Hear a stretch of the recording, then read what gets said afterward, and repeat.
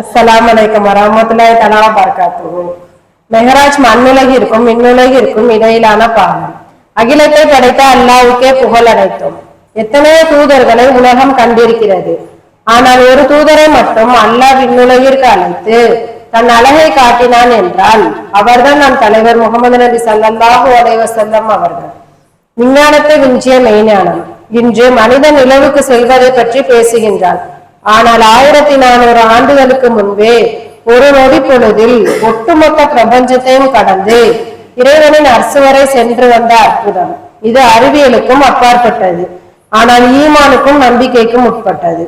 பகுத்தறிவை விட பக்தி அறிவே இங்கு மேலோங்கி நிற்கிறது. இது புத்தி உள்ளவர்களுக்கு மட்டும் எட்டும் என்பதை நிரூபிக்கின்றது. மிஹ்ராஜ் பயணத்தின் போது பைத்துல் முகத்தஸில் அனைத்து நபிமார்களும் திரண்டிருந்தார்கள். அங்கு முகமது நபி ஸல்லல்லாஹு அலைஹி வஸல்லம் அவர்கள் அனைவருக்கும் இமாமாக நின்று தொழுகை நடத்தினார்கள்.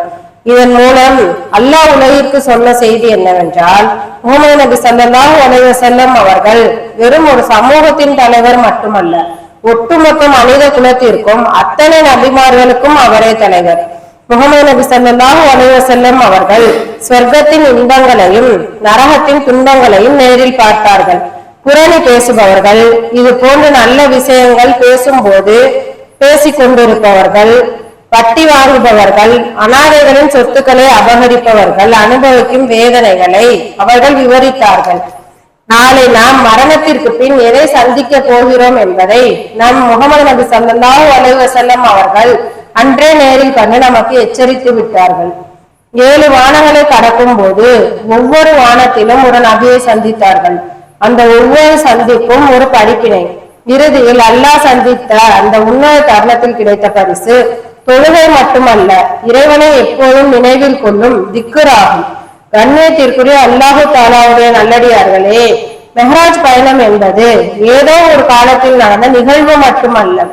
ஒவ்வொரு தொழுகையிலும் நாம் ஓடும் அத்தகாத்து இருக்கிறது. அது அல்லாஹ்வுக்கும் நபிக்கும் மெஹ்ராஜின் போது நடந்த உரையாடல் தான்.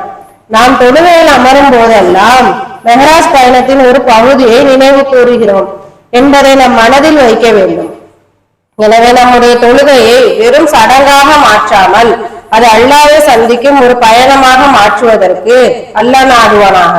அல்லாஹ் நம் அனைவரின் பாவங்களையும் மன்னித்து அவரது நேசத்திற்குரிய நல்லடியார்களாக ஆக்கி அருள் புரிவானாக. ஆமீன். அஸ்ஸலாமு அலைக்கும் வரஹ்மத்துல்லாஹி தஆலா வபரகாத்துஹு.